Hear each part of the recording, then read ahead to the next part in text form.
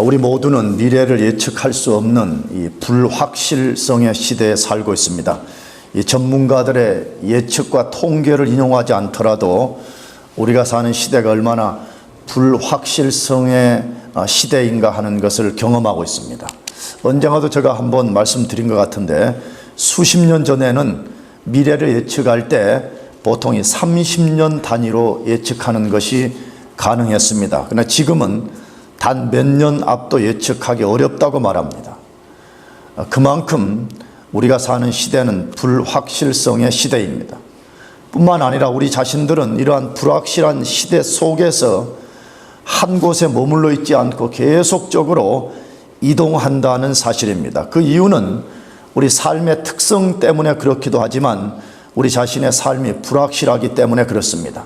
얼마 전 한국에서 나온 통계를 보니까 2013년도 이 직장인들의 직장 이직률이 평균 74%라고 발표가 됐습니다. 이걸 다른 말로 풀어서 말하면 10명 중에 7명이 회사 몰래 다른 직장을 알아봤다는 것입니다.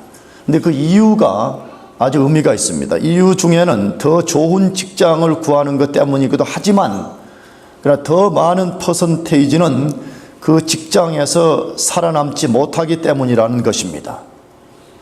이런 세상에서 그리스도인들의 삶의 원리는 무엇이어야 될까 하는 것입니다. 이런 불확실하고 불안전한 그러한 세상 속에서 우리 그리스도인들은 어떤 원리로 살아야 되는가 하는 것입니다. 성경은 아주 단호합니다. 오직 믿음으로 살라라고 말씀합니다.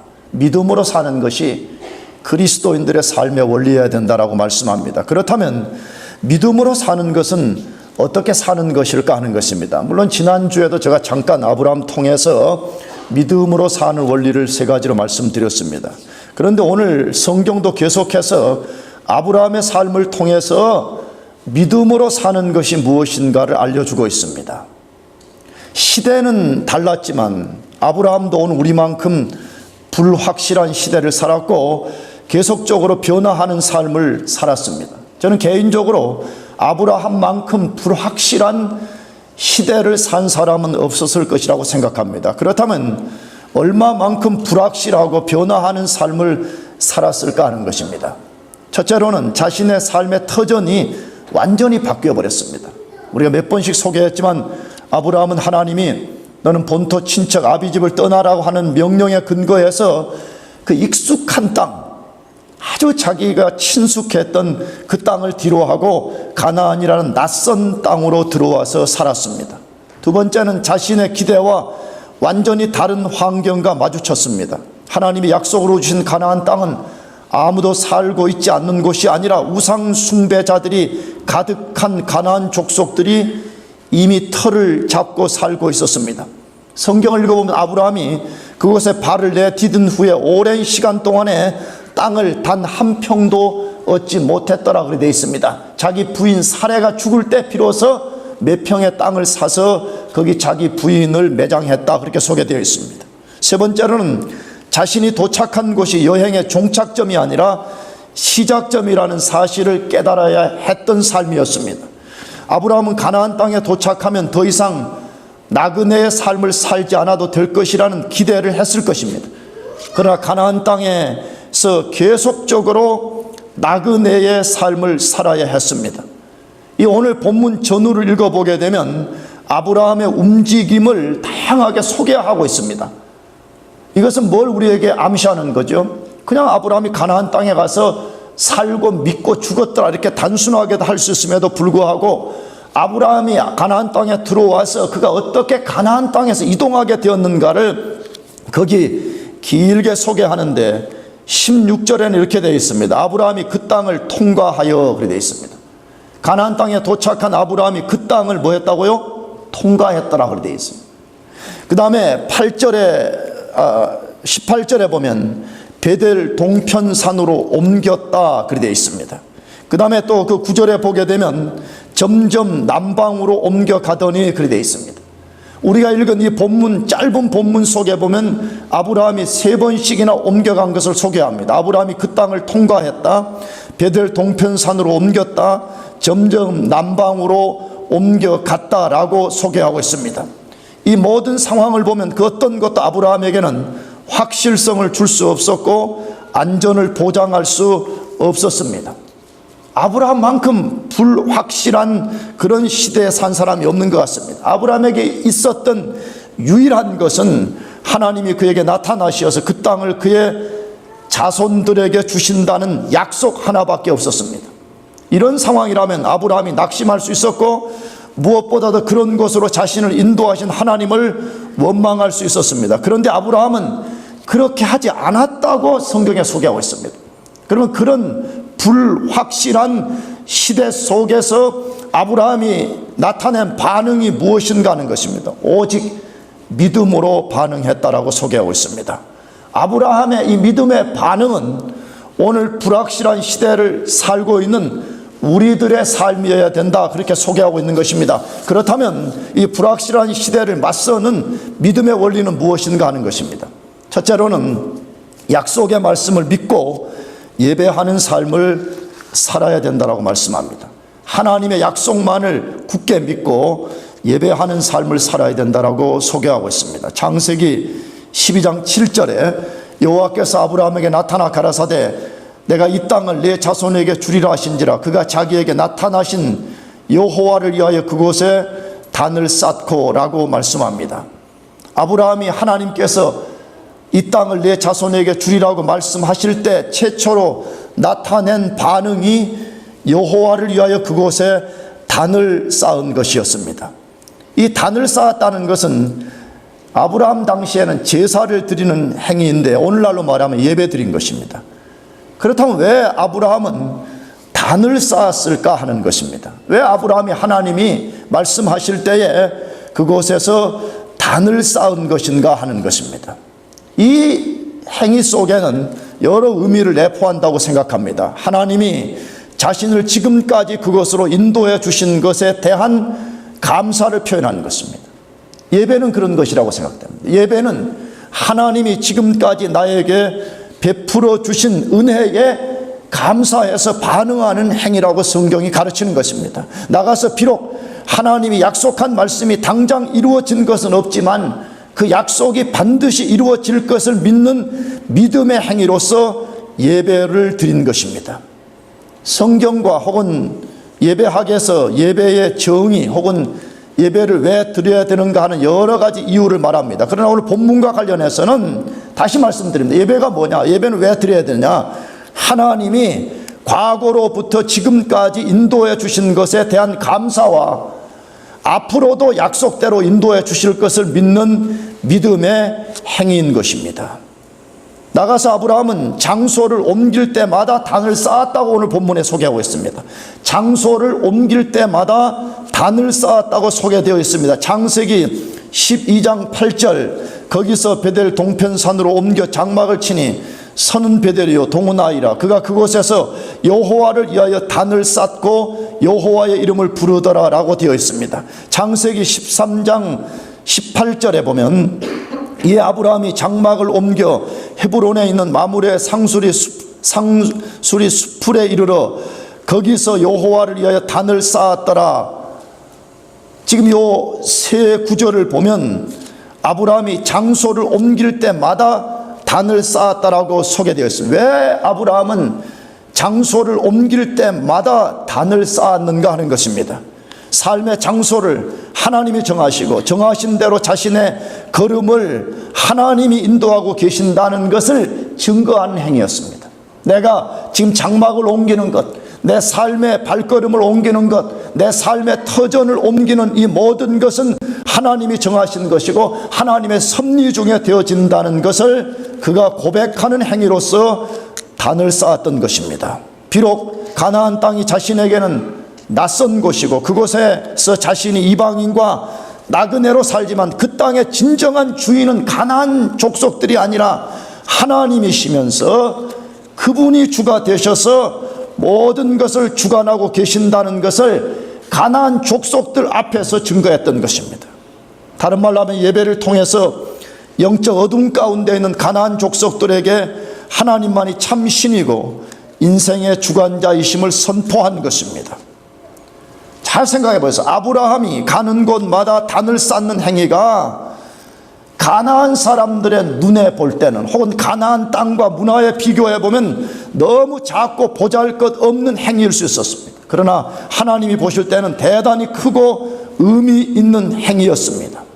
아브라함의 예배는 하나님을 알지 못한 채 영적 어둠 가운데 갇혀서 우상을 숭배하는 세상에 빛을 심는 것이고, 하나님만이 참 신과 만물의 주가 되심을 선포하는 행위였습니다. 그러므로 성경은 우리들에게 말씀하는 거예요. 우리의 불확실한 세대, 어두운 세대 속에 사는 삶의 첫 번째 원리는 아브라함처럼 단을 쌓는 삶을 살아야 된다라고 말씀합니다. 삶이 잘 풀리는 형통할 때든지, 삶이 불확실하고 어렵고 미래를 예측할 수 없는 그런 상황일 때든지 늘 하나님께 단 쌓는 삶을 살아야 된다고 말씀합니다. 여러분, 이것이 세상을 이기는 첫 번째 원리입니다. 믿으시기 바랍니다. 젊은이들 특별히 주목해서 잘 들어요. 옛날에 우리 믿음의 선배들은 하나님 앞에 단 쌓는 것, 다시 말하면 예배 드리는 것에서 목숨 걸고 그것 삶의 포커스를 맞추고 그렇게 살았습니다. 근데 오늘 젊은이들은 이거 안 합니다. 이거 안 합니다. 그냥 썬데이 크리스찬으로 살아가면서 그냥 적당하게 신앙생활하고 살려고 하는 사람들이 너무너무 많은 것입니다. 하나님 역사가 아니라는 것입니다. 아브라함을 보세요. 불확실한, 아브라함만큼 불확실한 사람이 됐어요. 하나님이 가나안 땅으로 가라고 했는데 가보니까 거기 아무도 안 사는 것이야. 이미 가나안 족속들이 살고 있고 단 자기 인생의 한 치 앞도 내다볼 수 없는 상황이었습니다. 다른 사람들 같으면 다 절망하고 낙심하고 불평했을 것입니다. 그러나 아브라함은 그곳에서 하나님이 반드시 약속대로 이루실 것이라는 믿고 단을 쌓았어요. 심지어 하나님이 걸음을 옮기게 하실 때마다 단을 쌓았다 그렇게 말하고 있습니다. 여러분, 인생에 단 쌓는 삶을 살기를 바랍니다. 정말 그렇게 해야 돼요. 여러분이 진짜 아브라함의 후손처럼 살고 싶다면 그렇게 하라는 것이에요. 삶의 의미가 있을 때마다, 삶의 변화가 있을 때마다 단을 쌓아요. 꼭 그것이 이 주일 예배가 아니어도 여러분 개인 단을 쌓든지 아니면 가정에서 가족들이 함께 모여서 예배하는 것, 이게 얼마나 중요한 것인지를 우리에게 말하고 있잖아요. 그래서 하나님도 출애굽기 20장 24절에서 이 단 쌓는 것이 얼마나 축복이 되는지를 소개했습니다. 같이 읽어보겠습니다. 시작. 내게 토단을 쌓고 그 위에 너의 양과 소로 너의 번제와 화목제를 드리라. 내가 무릇 내 이름을 기념하게 하는 곳에서 내게 강림하여 복을 주리라. 자, 이 앞에 있는 말씀들은 구약시대 때 아직 짐승을 제사로 드리는 제사 제도가 존재했을 때 이것을 준 거죠. 근데 그 뒷부분 뭐라고 되어 있어요? 내가 무릇 내 이름을 기념하게 하는 곳에서 내게 강림하여 뭘 줄 것이다? 복을 줄 것이라고 했습니다. 여러분, 진짜 우리가 하나님의 복을 기대한다면 출애굽기 방금 언급한 이 말씀처럼 하나님 앞에 단을 쌓고 하나님을 기념하는 삶을 살아야 됩니다. 아멘? 그걸 살아야 됩니다. 여러분, 진짜 그렇게 해요. 나는 젊은이들 보면 한편은 좀 답답한 게 많아요. 여러분이 만일에 대학을 1년 졸업했다. 그럼 여러분이 개인적으로 하나님께 단 쌓고 하나님 1년 동안 지켜주시면 감사합니다. 예배로 아브라함처럼 하나님을 높여야 되죠. 한국 갔다 왔다. 그러면 여러분 하나님 앞에 감사의 단을 쌓아야 되죠. 여러분 대학 4년을 졸업했다. 하나님 앞에 여러분이 단을 쌓고 하나님 지금까지 인도해 주신 것 감사합니다. 이후에도 하나님이 내 삶을 인도해 주실 것을 믿습니다. 이 단을 쌓아야 되는 것입니다. 특별히 삶의 의미를 부여해야 되는 일이 일어날 때 반드시 단을 쌓아야 됩니다. 아브라함이 걸음걸음을 옮겼을 때마다 단 쌓았다는 말은 삶의 의미가 새롭게 주어졌다는 거예요. 그때 하나님 앞에 단 쌓았다는 거 아니에요? 여러분, 삶의 의미들이 주어지는 때가 있잖아요. 뭐 졸업이 됐든 뭐 결혼식을 했든 아니면 뭐 직장에서 승진을 했든 뭐든 간에 삶의 의미를 부여해야 하는 때가 있습니다. 그때 그냥 하나님 감사합니다 말로 때우지 말고 아브라함처럼 단 쌓고 예배하기를 바랍니다. 그게 단을 쌓고 예배해요. 왜? 단을 쌓고 하나님의 이름을 기념하는 곳에 내가 강림하여 복을 주리라 라고 말씀했잖아요. 그러므로 지난주에 말씀드린 우리 그리스도인들은 믿음으로 살 것이냐 아니면 단순히 내 지혜와 내 경험으로 살 것이냐를 매 순간마다 결정내야 되는 것입니다. 여러분 모두는 하나님 앞에서 늘 단을 쌓아서 예배하는 삶을 사시길 바랍니다. 두 번째로 이 불확실한 시대를 맞서는 믿음의 원리는 뭡니까? 약속의 말씀을 믿고 나그네 삶을 살라는 것입니다.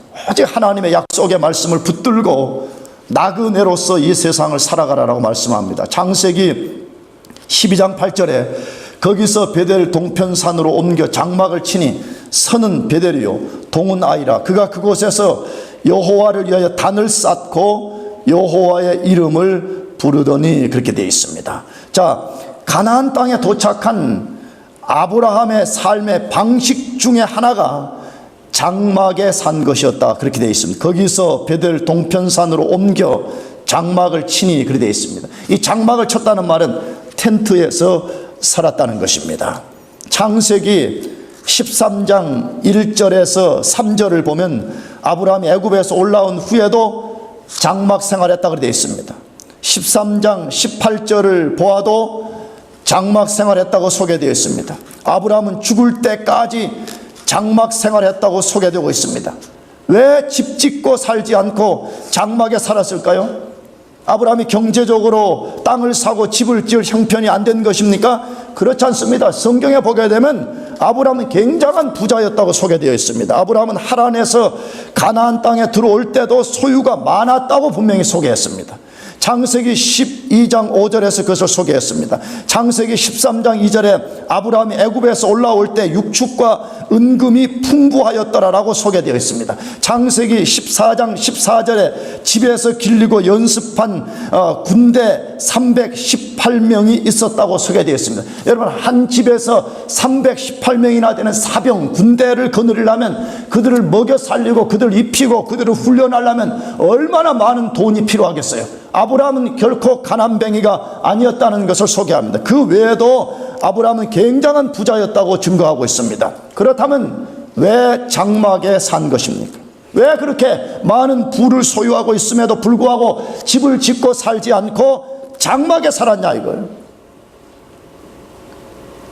장막의 삶을 통해서 아브라함은 뭔가를 증거하려 했던 것입니다. 그 증거의 내용이 무엇입니까? 자신의 진정한 삶의 목적지가 가나안이 아니라 천국이라는 것을 증거하려는 것 때문이었습니다. 자기 자신이 얼마든지 땅 사고 좋은 집 짓고 그 땅에서 살 수 있었습니다. 그러나 그렇게 하지 않음을 통해서 자신은 그 땅에서 나그네로 살아가고 있고 진짜 자신이 도착해야 될 땅이 있다는 것을 삶으로서 증거했던 것입니다. 그래서 그런 삶의 방식을 히브리서 11장 9절 이하에서는 이렇게 소개하고 동시에 평가하고 있습니다. 우리 거기를 같이 읽어보겠습니다. 시작. 믿음으로 저가 외방에 있는 것 같이 약속하신 땅에 우거하여 동일한 약속을 유업으로 함께 받은 이삭과 야곱으로 더불어 장막에 거하였으니 이는 하나님의 경영하시고 지으실 터가 있는 성을 바랐음이니라. 자, 이 본문 보면 아브라함뿐만 아니라 아브라함의 후손들인, 흔히 말하면 믿음의 족장들이라고 불려지는 아브라함, 이삭, 야곱, 이 모든 사람들이 장막에 살았다, 그렇게 되어 있습니다. 다 그들의 캐릭터를 추적해보면 다들 부자였습니다. 족장들이 부자가 아닌 사람이 없었습니다. 그런데 왜 그들 모두가 장막에 살았다고 말씀합니까? 그 이유는 그들이 그런 삶의 방식을 통해서 이 세상은 잠깐 머물거나 지나가는 곳이며 진짜 도달해야 될 목적지가 있다는 것을 상징적 혹은 웅변적으로 증거한 것입니다. 여러분, 우리가 이것을 기억해야 됩니다. 여러분, 이 세상은 우리의 영원한 삶의 터전이 아닙니다. 우리가 잠깐 있다가 우리가 떠나야 되는 것입니다. 그것을 믿습니까? 아무도 이것을 부정할 수 없어요. 우리 잠깐 있다가, 정말 성경이 말하는 대로 아침 이슬 같은 존재입니다. 잠깐 있다가 이것을 떠나야 되는 그런 존재입니다. 그러므로 아브라함은 자신의 텐트 생활을 통해서 그것을 세상 사람들에게 증거한 것이에요. 나가서 장막을 고집한 것은 진정으로 자신이 의지할 것과 순종해야 될 대상이 무엇인가를 보여준 것입니다. 장막 생활은 건물로 된 집에 비하여 불완전합니다. 그렇기 때문에 항상 하나님을 의지하는 삶을 살아야 됩니다. 장막에 사는 삶은 하나님만을 안전의 근원으로 삼지 아니하면 의지할 것이 없는 인생이잖아요. 그러므로 장막 생활을 통해서 늘 하나님을 의지했던 것입니다. 그러나 유익한 것이 있었습니다. 하나님이 떠나라고 명령하시면 언제든지 쉽게 순종하며 떠날 수 있었습니다. 이게 아브라함의 삶이었어요. 하나님 떠나라, 가라 그러면 꾸물거리지 않고 언제든지 장막을 걷고 하나님이 명령한 삶의 현장으로 떠날 수 있었던 것이었습니다. 성경은 그렇게 순종하여서 나그네로 살았던 아브라함의 이동을 상징적으로 보여주고 있습니다. 그것이 무엇입니까? 파괴에서 하나님을 구하는 삶으로의 진행이었습니다. 파괴에서 늘 하나님의 얼굴을 구하는 삶이었습니다. 그것을 어디서 소개해요? 아브라함이 오늘 본문에 아이에서 베델로 옮겨갔다 그렇게 되어 있습니다. 이거 안 써도 되잖아. 그냥 아브라함이 가나안 땅에 가서 잘 살았더라 뭐 이렇게 간단하게 쓰면 돼. 왜 그 가나안 땅에서 아브라함이 어떻게 옮겼는가를 성경에서는 지금 기록하고 있는 거예요. 성경은 때로 상징 기법을 쓰는데 아브라함이 아이에서 베델로 옮겨간 것 자체는 굉장한 상징적 의미를 담고 있다는 거예요. 아이라는 뜻이 뭐예요? 이 말은 파괴라는 뜻을 갖고 있어요. 아이라는 히브리어 말은 우리말로 하면 파괴라는 뜻이고 베델은 하나님의 집입니다. 그렇다면 아브라함은 지금 나그네 삶을 살면서 그가 아무렇게나 이동한 것이 아니라 그 이동 속에 뭔가 아주 중요한 것을 목표로 이동하고 있었다는 거예요. 그것은 무엇이지요? 파괴. 다시 말하면 이 파괴적인 시스템을 가진 가나안, 이 세상을 등지고 영원하신 진정한 인생의 안전의 근원이 되시는 하나님의 얼굴을 구하면서 인생을 옮겨갔다 그렇게 소개하고 있는 것입니다. 성경은 우리 보고 아브라함처럼 텐트 치고 살라고 말씀하지 않습니다. 다시 말하면 문자적으로 너희 다 아브라함처럼 텐트에 가 살아라 그렇게 말씀하지 않습니다. 그러나 아브라함의 삶의 방식을 배우라는 것이에요. 그 삶의 방식이 뭐예요? 이 세상 사람들과 다른 삶의 방식을 살라는 거예요. 이 세상 사람들은 이 세상이 영원하고 전부라고 여기고 사는 방식인데 너희는 그것이 아니라는 것을 너희 삶으로 드러내라는 거예요. 우리는 잠깐 있다가 이 세상을 떠나게 될 것이고 오늘 혹시 스테이트 칼리를 떠나라고 하면 언제든지 아브라함처럼 꾸물거리지 않고 하나님 명령에 순종해서 떠날 그런 삶의 원리를 취하라 그렇게 말씀하고 있어요. 여러분 이것이 그리스도인의 삶의 방식인 것입니다. 왜 하나님이 때로 우리 삶에 이 불확실한 상황들을 펼쳐 놓으시는 것이에요? 너희가 나그네 인생이라는 거 알라 그러는 것이. 여러분 그러므로 우리 자신들이 아브라함의 삶의 원리를 본받아서 우리가 항상 주님을 의지하고 주님이 말씀하시면 기꺼이 순종해서 여러분들이 삶의 장소를 떠나서 하나님이 명령하신 곳으로 가기를 바랍니다. 마지막 세 번째로 이 불확실한 시대를 사는 믿음의 원리는 뭔가 하는 것인데 약속의 말씀을 믿고 기도하는 삶을 살아야 합니다. 창세기 12장 8절에 거기서 베델 동편산으로 옮겨 장막을 치니 서는 베델이요 동은 아이라 그가 그곳에서 여호와를 위하여 단을 쌓고 여호와의 이름을 부르더라 라고 되어 있습니다. 가나안 땅에서 아브라함의 삶의 또 다른 특징을 소개하는데 여호와의 이름을 부르는 것이었습니다. 창세기 13장 4절에서 이렇게 소개되어 있습니다. 그가 처음으로 단을 쌓은 곳이라 그가 거기서 여호와의 이름을 불렀더라 라고 되어 있습니다. 이 말씀은 애굽에서 돌아온 후에 그가 다시 처음에 단 쌓았던 곳으로 돌아갔다 그 말입니다. 그래 그곳에 가서 다시 여호와의 이름을 불렀더라 그렇게 되어 있습니다. 창세기 21장 33절에 아브라함은 부엘세바에 에셀 나무를 심고 거기서 영생하시는 하나님 여호와의 이름을 불렀더라 그렇게 되어 있습니다. 자, 아브라함의 생애를 잘 보세요. 그는 가나안 땅의 삶에 시작할 때부터 하나님의 이름을 불렀습니다. 애굽에 내려가서 삶이 실패했다가 다시 회복되어서 돌아올 때도 다시 하나님의 이름을 불렀더라 그랬습니다. 창세기 21장 그의 생애 끝부분에 도달했을 때도 그는 여호와의 이름을 불렀더라 그렇게 되어 있습니다. 여호와의 이름을 불렀다는 것은 무엇을 의미하는 것입니까? 두 가지 의미를 내포하는 것 같습니다. 첫째로는 기도를 통해서 하나님을 의지하고 도움을 구한 것입니다. 성경에서 하나님의 이름을 부르는 행위는 그 사람이 하나님을 의지하고 도움을 구하는 행위를 말합니다. 믿음을 가진 아브라함이 그렇게 했다는 것은 당연한 논리적 행위가 아닐 수 없습니다.